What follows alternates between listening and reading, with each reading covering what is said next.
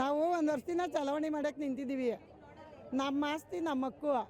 ನಾವು ಯಾರ ಆಸ್ತಿಗೂ ಹೋಯ್ತಾ ಇಲ್ಲ. ನಾವು ಯಾರ ಹತ್ರನೂ ಭಿಕ್ಷೆ ಬೇಡಿ ನಾವು ಊಟ ಮಾಡ್ತಾ ಇಲ್ಲ. ನಾವು ಅವ್ನ ಬಂಡೆ ಇದ್ರೆ ಅವನ ಹತ್ರ ಇರಲಿ. ನಾವು ಇಲ್ಲಿ ಬಂದರೆ ನಾವು ಅವಕಾಶ ಕೊಡಲ್ಲ ನನ್ನ ಮಗನಿಗೆ. ನಾವು ಅವನಿಗೆ ಏನ್ರಲ್ಲಿ ಪರ್ಕೆಲ್ ಹೊಡಿಬೇಕು, ನಾವು ಅನ್ಕೆಲ್ ಹೊಡಿಬೇಕು, ಏನ್ರಲ್ಲಿ ಹೊಡಿಬೇಕು, ನಾವು ಹೊಡೆಯೋ ತಾಕತ್ತದ ನಮ್ಮ ಕೈಲಿ ಆಯ್ತದೆ. ನಾವು ಹೊಡಿತೀವಿ ಲೇಡೀಸ್ಗಳು. ನಮ್ಮ ಆಸ್ತಿಗೂ ಅವನಿಗೂ ಅಧಿಕಾರ ಇಲ್ಲ. ನಮ್ಮ ಮುತ್ತಾತ ಆಸ್ತಿ ನಮ್ಮ ಮೊಮ್ಮಕ್ಳಿಗೆ ನಾವು ಕೊಟ್ಟೇ ಕೊಡಬೇಕು. ನಾವು ಇವತ್ತು ಕೊಟ್ಬಿಟ್ಟು ನಾವು ಬೇರೆ ಕಡೆ ನಾವು ಹೋಗಿ ಜೀವನ ಮಾಡೋಕ್ಕೆ ನಮ್ಮ ಕೈಲಿ ಆಗಲ್ಲ. ನಾವು ಇದೇ ಭೂಮಿಲಿ ನಾವು ಜೀವನ ಮಾಡಲೇಬೇಕು. ಇಲ್ಲ ನಾವು ಸಾಯ್ತೀವ ಬದುಕ್ತೀವ ಸ್ಟ್ಯಾಂಡ್ ಇಳಿದ್ಬಿಟ್ಟಿದ್ದೀವಿ. ನಾವು ಈ ಪ್ರಪಂಚದಲ್ಲಿ ನಾವು ಈ ಬೈರಮಂಗಲ ಸರ್ಕಲಲ್ಲೇ ಜೀವನ ಮಾಡಬೇಕು.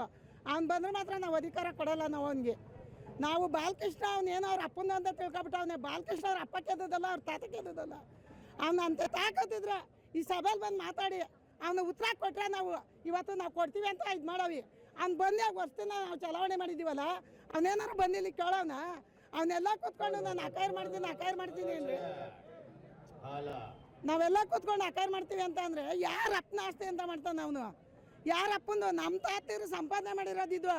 ನಮ್ಮ ಮಕ್ಳಿಗೆ ಅಧಿಕಾರ ಅದೇ. ನಾವು ಬಂದು ಹಗ್ಲು ಅಂದೆ ರಾತ್ರಿ ಅಂದೆ ನಾವು ಇವ್ರು ಎಂಡ್ರ ಮಕ್ಕಳಲ್ಲ ಇದರಲ್ಲಿ ಎಸಿರ ಮೇಲೆ ಕೂತವ್ರೆ. ನಾವು ಬಂದು ಇಲ್ಲಿ ಸೊಳ್ಳೆ ಕರ್ಸ್ಕೊಂಡು ಫುಟ್ಪಾತಲ್ಲಿ ಕೂತಿದ್ದೀವಿ. ಅವ್ನು ಇಲ್ಲಿ ಬರಲೇಬೇಕು, ಅವ್ನು ಅನ್ಕಲ್ ಹೊಡಿಲೇಬೇಕು. ಇಲ್ಲ ಪರ್ಕ ಏಟು ಸೇವೆ ಆಯ್ತವೆ ಇವತ್ತು.